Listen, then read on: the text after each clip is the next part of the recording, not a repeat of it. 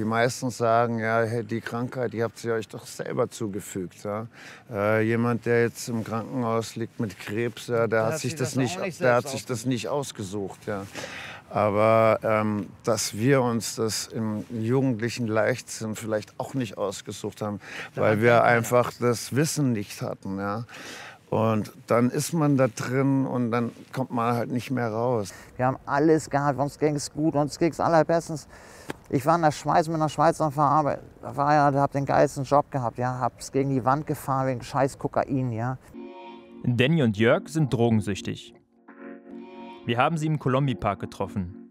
In einer Ecke ist hier, von Büschen und Zäunen abgetrennt, ein Treffpunkt der offenen Drogenszene in Freiburg. Der Käfig, wie der Ort in der Szene heißt. Die Menschen hier nehmen Drogen. Darauf werden sie reduziert und das ist ein Problem.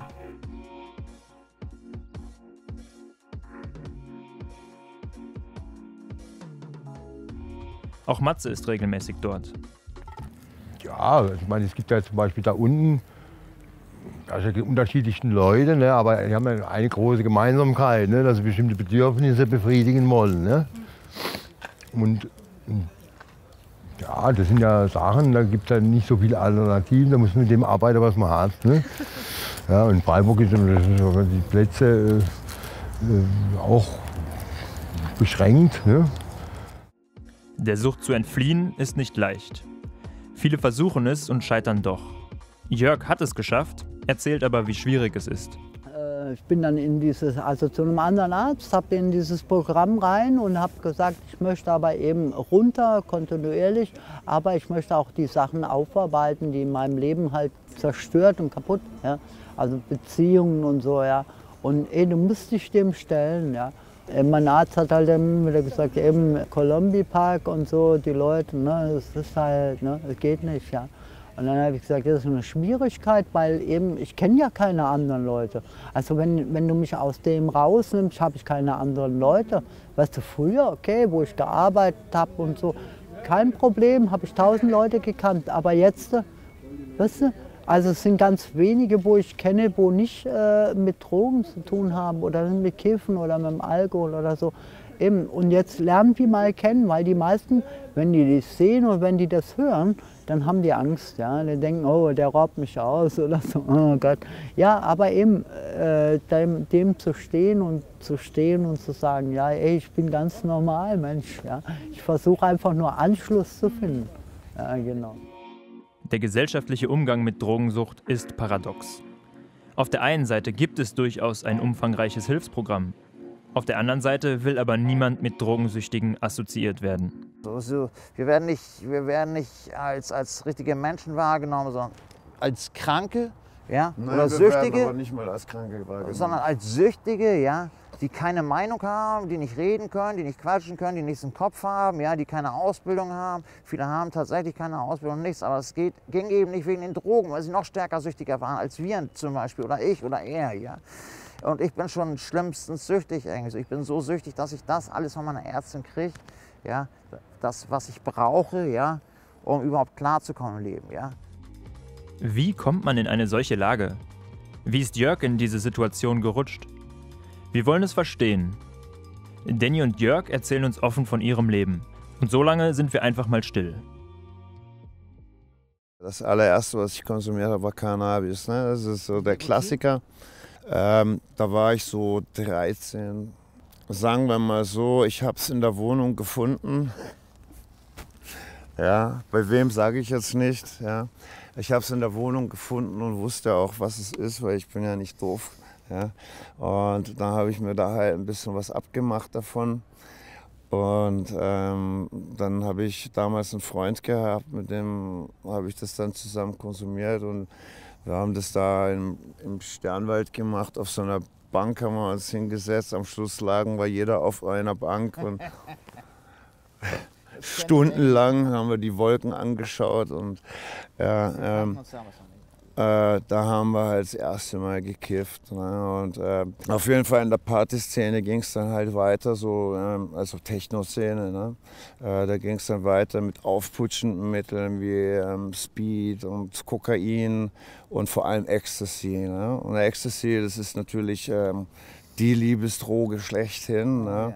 Und das war damals halt auch tatsächlich noch MDMA, was man so gekriegt hat. Ne? Und auf Partys, Techno-Partys, deswegen hat mir das auch so gut gefallen. Da war halt eben nie Schlägerei oder nie Stress. Da musste keine Polizei kommen, zumindest nicht wegen sowas. Ja. Die kamen dann halt wegen den Drogen selber. Ich war auch auf Partys mit 10.000 Leuten, du hast keine Schlägereien gehabt, ja. Das ist Wahnsinn. Ey. Wir haben After-Hours gemacht, und Partys auch Double organisiert. Wir hatten nie Probleme. Und und diese Droge haben wir natürlich dann auch angefangen, weil wir haben sie auch verkauft dann in jungen Jahren, in der Jugend, sage ich jetzt mal, um eigentlich den Eigenkonsum zu finanzieren. Man hat dann am Schluss natürlich viel mehr Geld gemacht, wie man eigentlich hätte brauchen müssen. Das ist so. Und dann ist man natürlich auch mal aus Freiburg raus und nach Frankfurt ins Dorian Gray oder ins Ohm. Und man hat verdammt viele Leute kennengelernt. Und man ist dann irgendwie zurückgekommen und war total verstrahlt, ja, und hat sich eklig gefühlt und chemisch gefühlt. Und mein Dealer damals, der hier in Freiburg war, der hat das perfekte Gegenmittel dabei gehabt. Ne? Und das war eben Braunes. Also es war Heroin, ja, und das hat einem dann komplett das chemische Gefühl genommen und man ist so wie so in Watte gebettet gewesen und hat vielleicht noch ein Köpfchen geraucht und ja, und so bin ich dann langsam auch auf das Heroin eben gekommen. Ja. Also das war so mit einer der Aspekte. Ich habe auch zeitweise bei jemandem gewohnt, der damit gedealt hat. Ja, und als Mitbewohner habe ich da halt viel mitbekommen. Und ich habe oft auch einfach so meine Nase gelegt gekriegt. Die war dann gemischt mit Kokain und Heroin und das hat man dann gezogen. Und mein erster Entzug, an den kann ich mich auch noch total gut erinnern. Ich habe damals so ein Hochbett gehabt. Und ich lag in meinem Hochbett und bin morgens aufgewacht, mir war kalt und dann habe ich mich zugedeckt und dann war es mir wieder zu heiß und dann habe ich wieder aufgedeckt und dann war es wieder zu kalt. Und auf einmal klingelt das Telefon, war der eben dran, ne? Und was machst du heute? Kommst raus und so. Und ich habe schon einen Rollladen unten gehabt, es war mittags um 2 und ich habe zu ihm gesagt, so, nee, du, ich fühle mich total, ich habe wahrscheinlich die Grippe oder so. Ja, Grippe und so, ne? Ja, was hast du denn alles? Ja, ich habe voll den Nase läuft und mal kalt, mal warm und ich weiß gar nicht, wie ich mich decken soll oder nur zur Hälfte. Ja, und er so, ja, Moment, ich komme vorbei und ne?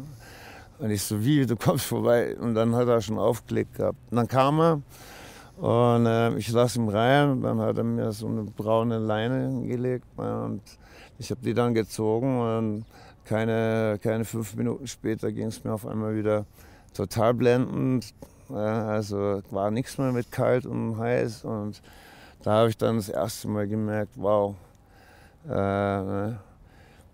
da ist so ein Suchtpotenzial schon da. Ne?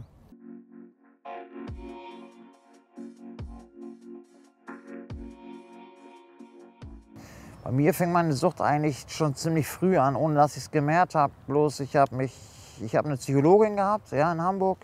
Und durch die bin ich darauf gekommen, dass meine Sucht schon viel früher angefangen hat. Ja. Und zwar war es so, ich habe mit 11 erfahren, mit 10,5 habe ich erfahren, dass mein Vater nicht mal ein richtiger Vater ist. Ja. Bin ich zu meinen Großeltern gefahren, meine Mutter hat es ihrer besten Freundin erzählt, ich habe gelauscht, in der Küche saßen immer die Alten zum Reden. Ja. Und die Küchentür war zu, wir Kinder hatten da nicht zuzuhören. Ja. Und dann habe ich mitbekommen, wie sie ihrer besten Freundin erzählt hat, auf einen Freitag, wo ich immer zu Oma und Opa fahre, hat sie denen erzählt, Jörg, du bist, Jörg ist nicht der Sohn von Klaus, ja, mein Stiefvater. Das habe ich gehört, habe mir nur gedacht, so, bah, was geht hier ab? So, ja? Die lügen mich an, die belügen mich. Habe ich meinen Großvater angerufen, Opa holt mich ab, der hat mich abgeholt. Ich zu meinen Großeltern hin, so lange genervt, bis sie mir die Wahrheit gesagt haben. Einen Tag später haben sie mich zurückgefahren, haben mir die Wahrheit gesagt. Ja. Habe ich mich hingesetzt, Füße hoch auf den Tisch. KISS-Platte hatte ich von meinem Patenonkel mit 8 Stunden geschenkt bekommen. Kopfhörer im Kopf, also ich habe ja so einen Plattenspieler gehabt, da konntest du nur eine Box abnehmen. Ja. Die standen, habe ich auf den Schrank gestellt, irgendwie so, um mal einen lautesten Krach zu machen. Habe die KISS-Platte angemacht, dann kam ein Stiefvater, voll Lautstärke, ja, war übertönt alles, ja, du hast gar nichts richtig verstanden, irgendwie so, weil alles übertönt war. Kam eine Alte an, ey, du bist nicht ganz dicht oder so. Ich so, ey, du Wichser, du hast mir gar nichts zu sagen, du bist nicht mein Vater, geh raus, verpiss dich, ja. Dafür habe ich so auf die Fresse gekriegt, Und das war in den 70ern noch, ja. Also richtig vor das Fressbrett habe ich da gekriegt, irgendwie so, ja. Oder Anfang der 80er war das. Dann ging es weiter. Ich in die Schule, angefangen zu rauchen. Ja. Nikotin, finde ich bis heute, ist die erste Droge, womit die Leute anfangen, süchtig gemacht zu werden. Ja. Ich sage, Nikotin ist die Einstiegsdroge. Für mich war es die Einstiegsdroge. Dann kam Bier mit 12. Mit 11 Silvester habe ich mich so besoffen, weil ich das mit meinem Stiefvater wusste. Der hat mir jeden Abend seitdem vor die Fresse gehauen gehabt. Ja, das war fast ein halbes Jahr, habe ich fast jeden Tag vor die Fresse gekriegt von ihm, weil er besoffen war, Alkoholiker. Meine Mutter wusste nicht, was sie machen sollte. Die hing dazwischen, hat immer mitgesoffen mit ihnen, hat auch viel gequatscht irgendwie so. Und von ihr kamen dann immer so Sachen, so wenn sie gesagt hat, Jörg, was brauchst du an der Klamotte? Ja, dann habe ich gesagt, ja, schwarz, viele Reißverschlüsse und sowas. Ja. So, damals war ich schon auf den Trip mit 11. Ja. Von meiner Nachbarin habe ich Who Killed the Bummy von Sex Pistols geschenkt bekommen, weil ich auf den Kleinen aufgepasst habe von den beiden, von unseren Nachbarn. Die haben mich immer hochgeholt, damit ich wegkomme aus meiner Familie. Dann hatte ich eine andere Nachbarin im Haus, die haben mich auch immer weggeholt. So. Das hieß, da habe ich immer Liebe gekriegt, immer Wärme gekriegt. Ja? Das ist mir Jahre später erst klar geworden, dass ich diese Wärme, die ich da gekriegt habe, ja, die habe ich mir mit 14,5 dann selber besorgt. Ja. Und zwar bin ich selbstständig zum Hauptbahnhof gefahren, nachdem mein bester Freund einmal am Hauptbahnhof war, sich Heroin gekauft hat, ja, und es bekommen hat und was genommen hat mit einem Freund zusammen. Ich so sauer war, dass er mich nicht damit reingenommen hat ins Boot, dass ich alleine losgefahren bin. Dann bin ich zum Hauptbahnhof gefahren. Das erste Mal habe ich Zimt bekommen, das zweite Mal Heroin. Ja. Das hat mich so weggeballert, dann dachte ich, das fasse ich nie wieder an, das Zeug, weil es so stark war. Ja. Ich dachte, ich sterbe. Und 2 Wochen später habe ich wieder Bock gekriegt. Ja. Habe es wieder genommen. Und dann bin ich los irgendwie so. Irgendwann habe ich mir Heroin gekauft, wie ich gesagt habe. Ja. Und habe nach dem 3. Mal schon einen Schuss setzen lassen von jemandem irgendwie so. Und der hat gesagt, ich mache es hier nicht selber. Da waren meine Eltern einkaufen. Da habe ich noch mit 14,5, fast 15 zu Hause gewohnt. Ich bin mit fast 15 von zu Hause ausgezogen. Meine Mutter musste noch einen Mietvertrag mit unterzeichnen. Habe ich mir meinen ersten Druck so zitternd zu Hause gesetzt, weil ich dachte, die kommen gleich vom Einkaufen zurück. Das war Samstag, ja. Meine Eltern sind mit meinen 3 Geschwistern, Halbgeschwistern, ja, zum Einkaufen gegangen. Ich habe mir heimlich einen Knaller gemacht, irgendwie so zu Hause, so nur ein bisschen, ja, weil ich mich nicht getraut habe, weil ich nicht wusste genau, wie viel ich nehmen soll und so, ja. Da habe ich dann gedacht, so, boah, so, das fühlt sich schon mal gut an, irgendwie, aber irgendwie muss es das nächste Mal werden. Habe es wieder beiseite gepackt, ja. Dann ging es weiter, dass ich draufgekommen bin, richtig draufgekommen bin, ja. Wir haben Kassendiebstähle gemacht damals und alles. Wir haben Trickbetrügereien gemacht, sämtlichen Scheiß, ja. In den 80ern ging in Hamburg alles, ja. Weil es gab nichts, ja, keine Sicherung an den Türen, nichts. Ja. Du konntest rausnehmen, was du wolltest. Wir haben uns genommen, was wir wollten, haben es an die Taxifahrer weiterverkauft und hatten immer unsere Kohle. Ja. Da musste keine Anschaffen geben wie bei Christiane F., aber zu Christiane F. komme ich jetzt. Dieser Film hat mich auch richtig gierig auf Drogen gemacht. Ja. Mich gar nicht. Mich ja, weil ich war damals 10 oder 11, wo ich den gesehen habe. Ich fand ihn abschreckend mit der Anschafferei, ja. Aber sowas gab es eigentlich bei uns in der Clique nicht. Ja. Da hat jeder zusammen noch gehalten. Ja. Da ist jemand losgefahren mit 5 von 5 Leuten das Geld, ist zurückgekommen mit einem Päckchen. Ja. Und das waren für 5 Leute der Stoff. Irgendwie so, das wurden aufgeteilt oder zusammen auf den Löffel geschmissen, aufgekocht. Jeder hat sich aufgezogen. Auf einmal hatten wir alle Hepatitis C. Die ins Tropeninstitut geschickt. Na. Und die wussten damals selber nicht mit Hepatitis C, wie ansteckend ist es überhaupt. Ja, die wussten ja gar nichts damals in den 80ern davon. Ja. Und dann hat meine Mutter mich auf eine Entgiftung geschickt. heimlich, ja, die hat mich nur in den Wagen gepackt, wo sie mich oberbreit bei mir zu Hause gefunden hat, irgendwie so mit einer Nachbarin oder meiner Tante, ich weiß es bis heute nicht, oder Halbtante, in den Wagen gepackt, irgendwie so dahin gefahren, entgiften. Hat 2, 3 Tage später mein Vater oder mein Großvater angerufen, ja, der eigentlich Vaterperson war. Und da komme ich nochmal zu dem Punkt zurück. Ich bin immer zu meinen Großeltern hin, ja, als Kind. Immer wenn ich Probleme zu Hause hatte und sowas, ja, habe ich Liebe, Wärme gekriegt, ja. Und irgendwann gab es das nicht mehr richtig, ja. Und ich habe mir die Liebe und Wärme durchs Heroin geholt, ja, die ich brauchte. Die habe ich beim Heroin gefunden und habe sie immer wieder genutzt dafür irgendwie so, ja. Da ist nichts hingekommen, was mir meine Großeltern davor an Umarmung, an Taschengeld oder sonst irgendwas, das hat alles, das Heroin, das war stärker als alles andere irgendwie so, ja. Und ja.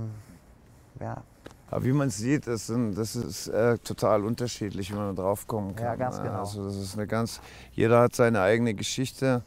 Und ich finde halt, der Staat, der sollte auch wirklich darauf schauen, dass die Leute maximale Chance haben, sich zu rehabilitieren. Ja. Ich meine, der eine braucht vielleicht 2 Therapien oder 3 Therapien oder vielleicht 4 oder 5 oder 6 Therapien.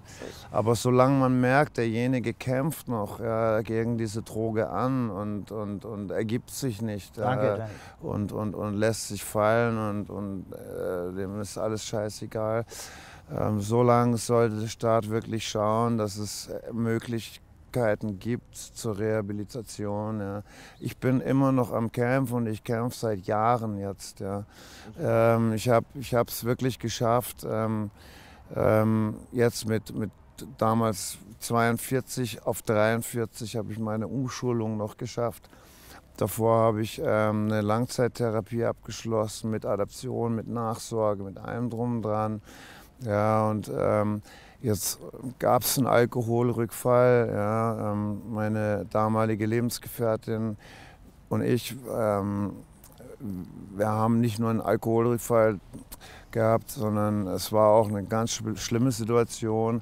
Da hat unser Haarstieler, es war eigentlich so einer meiner einzigsten Freunde in Penzberg, wo wir hingezogen sind. Der hat eben Liquid Ecstasy dabei gehabt, ne, und hat uns eben was dagelassen auch, ne, und wir haben das Zeug dann genommen und Schluss von dem Ganzen war, dass wir beide da lagen, die Kinder uns nicht wach gekriegt haben und zum Nachbarn runtergegangen sind und dann eben, es war eine ganz schlimme Situation, ja, ich meine, wirklich schrecklich, ja, und für uns war es die Hölle auf Erden, ja, dann am nächsten Tag aufzuwachen und zu sehen, hey, scheiße, ja, jetzt, ich bin im Krankenhaus da aufgewacht, hier im anderen Krankenhaus, dann haben wir uns zusammen getroffen. Die Kinder sind schon abgeholt gewesen vom Jugendamt und das ist für uns eine totale Katastrophe gewesen. Wir haben es dennoch geschafft, eben nochmal eine Therapie zu machen, aber es hat immer wieder der Alkohol zugeschlagen bei uns. Der Alkohol macht rückfällig. Und ich finde, Alkohol ist eine der schlimmsten Drogen überhaupt, ey. Weil es eben auch legal ist. Da hätten wir was zu kiffen gehabt in dieser ganzen kompletten Zeit, ja. Und es wäre genehmigt gewesen, dass man kiffen darf, dann wären wir lange dem Alkohol nicht so verfallen und Kiffen hätte bestimmt nicht diese Auswirkungen gehabt, was es dann hatte. Ne?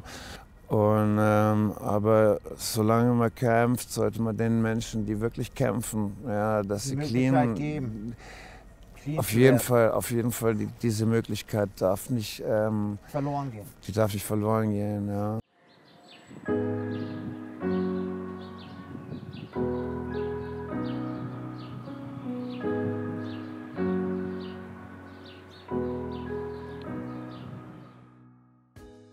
Danny und Jörg haben eine ganz unterschiedliche Vergangenheit.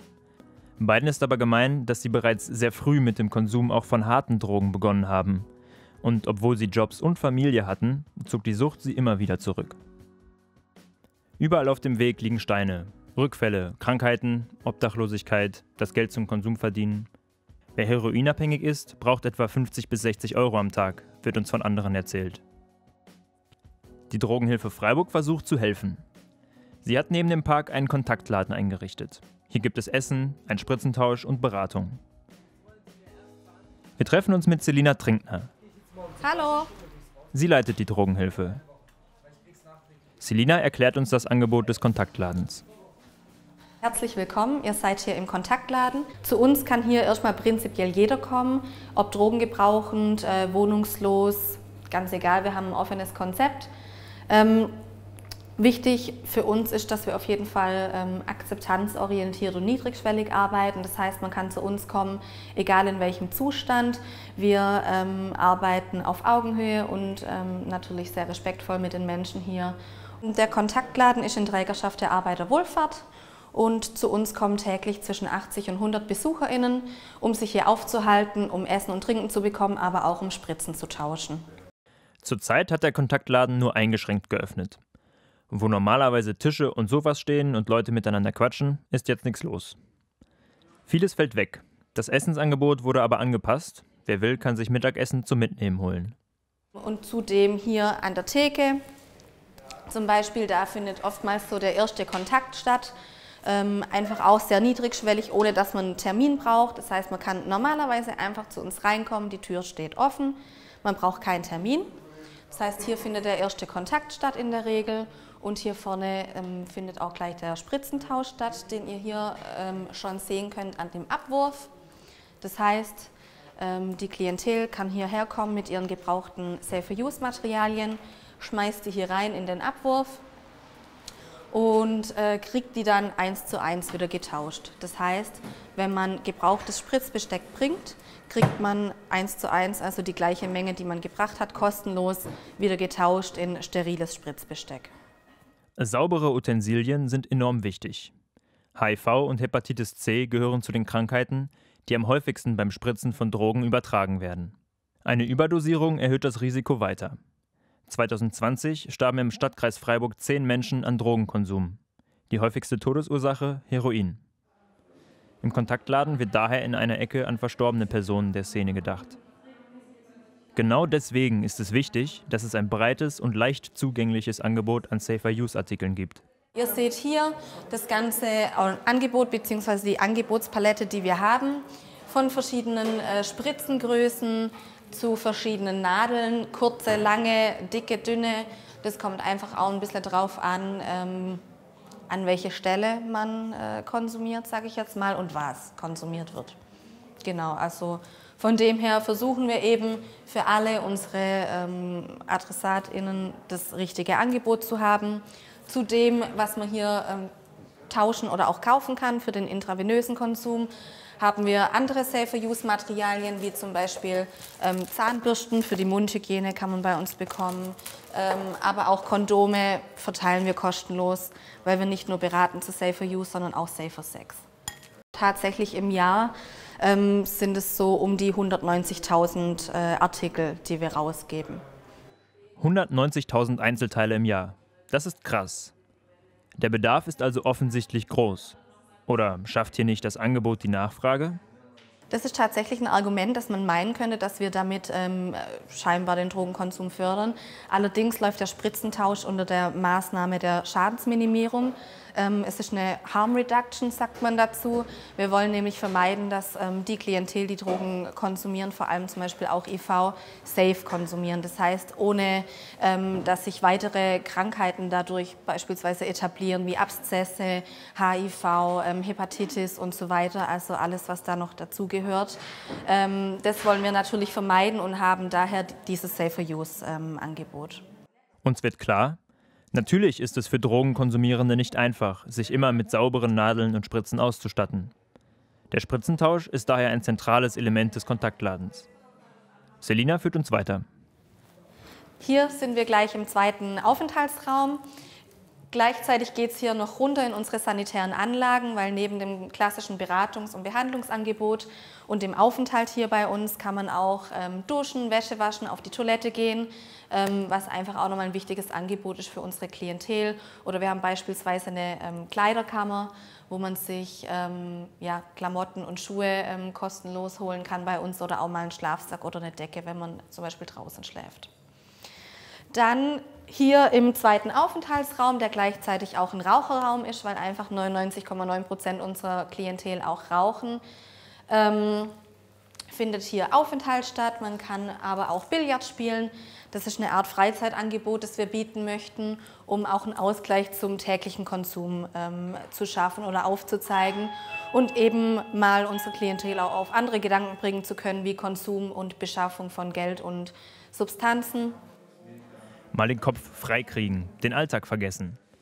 Wenn Sucht die Normalität ist, werden Dinge außerhalb der eigenen Bubble umso wichtiger. Hier seht ihr das Arbeitsprojekt, was aber mittlerweile eigentlich das Mitarbeitsprojekt ist. Ursprünglich waren das hier sogenannte AGHs, das sind Arbeitsgelegenheiten oder auch 1,50 € Jobs, sagt man, vom Jobcenter. Die 2 Kollegen, die darüber hier erst gearbeitet haben, sind mittlerweile bei uns angestellt und kümmern sich unter anderem um die Spritzenautomaten. Hierfür wird das Ganze auch hier gepackt. Das sieht dann so aus. Wir haben nämlich hier in Freiburg 2 Spritzenautomaten, an denen man sich das Safer-Use-Material holen kann, auch außerhalb unserer Öffnungszeiten oder auch wenn man anonym bleiben möchte. Genau. Diese Päckchen werden hier gepackt und es steht dann immer drauf, was auch drin ist, und es gibt verschiedene Arten von Päckchen eben im Sinne des Angebots, das wir auch vorne an unserem Spritzentausch haben. Ich mache das hier gerade mal auf. Genau, so wie ihr seht, da fallen schon die Filter raus. Es ist zum Beispiel Kochsalzlösung drin, um Substanzen aufzukochen. Hier in dem Zip-Päckchen ist Ascorbinsäure und in dem Fall ist es jetzt eine Zweierpumpe und eine 18er Kurznadel. Genau, das kann man sich ganz normal, wie eigentlich an einem Zigarettenautomat, an den Automaten holen. Uns erinnert das ans Blutabnehmen. Für die eine passt die große Nadel, der andere braucht die Babynadel. Dann geht es hier weiter in unseren Beratungsraum. Wir führen hier die klassischen Beratungsgespräche von der Drogenberatung, aber auch Therapievermittlung. Manchmal ist einfach auch nur ein klassisches helfendes Gespräch, dass wir erstmal nur zuhören, eben schauen, worum geht's. Viele möchten sich einfach nur mit uns erstmal austauschen, erzählen, was ist eigentlich gerade Lage in ihrem Leben. Genau, aber auch Kooperationsgespräche oder wenn jemand zum Beispiel sich in Substitution begeben möchte, beraten wir dazu. Oder machen auch die psychosoziale Begleitung. Das heißt, wenn jemand in Substitution ist, müssen die Personen mindestens einmal im Jahr bei uns ein Gespräch führen. Das machen wir auch hier. Zudem, dass wir Gespräche hier vor Ort führen, in dem Beratungszimmer, sind wir auch noch vor Ort in 3 Arztpraxen und machen da eben dasselbe Angebot eigentlich wie hier auch. Genau. Im Kontaktladen sind alle willkommen. Auch Angehörige, FreundInnen und andere Interessierte werden beraten. Wichtig ist es nur, 4 Regeln einzuhalten. Keine Gewalt hier drin, körperlich wie verbal. Keine Dealerei, keine Hehlerware verkaufen und was ganz wichtig ist, kein Konsum. Oftmals wird es auch verwechselt hier, der Kontaktladen mit einem Drogenkonsumraum. Das ist es allerdings nicht. Also hier drin ist der Konsum von Substanzen, von illegalisierten Substanzen jeglicher Art verboten, genauso wie Alkoholkonsum. Ein Drogenkonsumraum ist ein sauberer Ort, an dem Drogen unter medizinischer Aufsicht sicher konsumiert werden können. In einigen Städten gibt es ein solches Angebot schon lange. In Baden-Württemberg ist es seit 2019 erlaubt, allerdings nur für Städte über 300.000 Einwohner. Karlsruhe durfte nach langem politischen Zögern einen Drogenkonsumraum einrichten. Selina wünscht sich ein solches Angebot auch in Freiburg. Also ich befürworte nicht nur in Freiburg den Drogenkonsumraum, sondern generell, weil ich der Meinung bin, dass man damit viele positive Aspekte auch hervorrufen kann. Also zum einen würde der öffentliche Raum entlastet werden oder kann entlastet werden dadurch. Andererseits gibt es eben nicht nur das Safer-Use-Angebot, sondern die drogenkonsumierenden Menschen sind auch direkt unter einer medizinischen Aufsicht, sage ich mal, und im Falle eines Drogennotfalls kann man direkt eingreifen. Das heißt, das Ganze findet einfach noch mal ein bisschen im geschützteren Rahmen statt. Und gleichzeitig, wie gesagt, die Entlastung des öffentlichen Raums. Momentan, gerade bei denjenigen, die zum Beispiel kein Zuhause haben, nicht zu Hause konsumieren können, findet es im öffentlichen Raum statt. Die wollen selber nicht, dass man sie sieht dabei oder zuschaut beim Konsum. Passanten, die vorbeilaufen, wollen das beispielsweise auch nicht sehen. Dadurch wäre eben alles in einem geschützten Raum. Essen to go, der Spritzentausch und die Spritzenautomaten, Beratung und Schulungen, Freizeitmöglichkeiten. Auf vielen Wegen versuchen Selina und ihr Team, ein würdiges Angebot zu schaffen. Aber sie sind nicht alleine. Marc ist Sozialarbeiter vom Kontaktnetz Straßensozialarbeit Freiburg, eine Einrichtung der Stadt Freiburg. Als Teil der aufsuchenden Sozialarbeit bilden das Kontaktnetz Straßensozialarbeit und die Drogenhilfe Freiburg Tandems. Diese Tandems besuchen zweimal die Woche bevorzugte Aufenthaltsplätze von Drogenkonsumierenden, wie den Kolombi-Park. Bis dann. Selina und Marc bilden heute das Tandem. Wir begleiten die beiden ein Stück.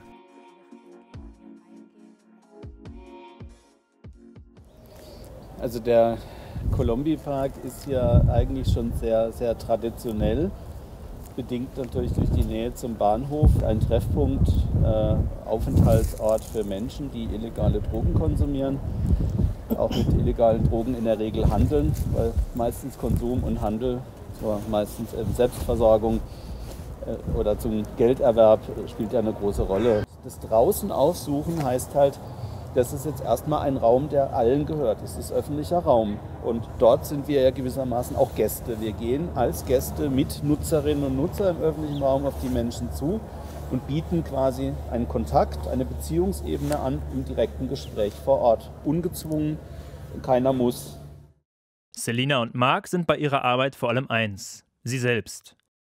Was sie dabei erleben, ist nicht immer einfach zu verarbeiten. Psychohygiene ist auf jeden Fall ein wichtiges Stichwort und auch der Austausch untereinander. Meine, natürlich gibt es hin und wieder auch Situationen oder Schicksale oder Momente, die einen auch begleiten, sage ich mal. Aber selbst da finde ich es wichtig, immer wieder gut in Austausch zu kommen mit den Kollegen und Kolleginnen und eben das zu reflektieren auch. Und ich glaube, Authentizität ist da ein richtig gutes Stichwort, weil ich würde mal behaupten, dass wir ansonsten gar nicht als Marc oder Selina angenommen würden in dem Bereich, in den wir gehen, wenn wir da einfach nur eine Rolle spielen, weil das würde, glaube ich, auch unsere Beziehungsebene zu den Personen, die wir da schon aufgebaut haben, komplett zerstören oder eigentlich in Frage stellen. Es geht bei unserer Arbeit ja nicht darum, ich sage mal, das Thema öffentliche Ordnung oder Sicherheit in den Blick zu nehmen. Das ist Aufgabe, ich sage mal, von Polizei oder Vollzugsdienst, sondern wir sind halt hier, um den Menschen zu begegnen, vor Ort auf Augenhöhe, die den Park nutzen, weil sie hier eben nicht unbedingt touristisch unterwegs sind, ihre Mittagspause bei der Arbeit oder so verbringen, sondern weil sie den Park nutzen. Und er ist gewissermaßen ihr Lebensmittelpunkt. Selina und Marc machen ihre Tour weiter. Wir haben viel mit den beiden gesprochen und uns ausgetauscht. Uns ist klar geworden, was ihre Arbeit so wichtig macht. Die Art, mit anderen Menschen umzugehen, ohne vorgefasste Urteile. Matze haben wir schon am Anfang kurz gehört. Er erzählt von seiner Erfahrung mit Marc. Er ist halt einer, wo man einerseits sagt, das ist jetzt jemand, wo man jetzt nicht direkt 1:1 die übliche Quark hat, weil er doch einen Abstand hat, auf der anderen Seite aber auch nicht. Ja? Ja?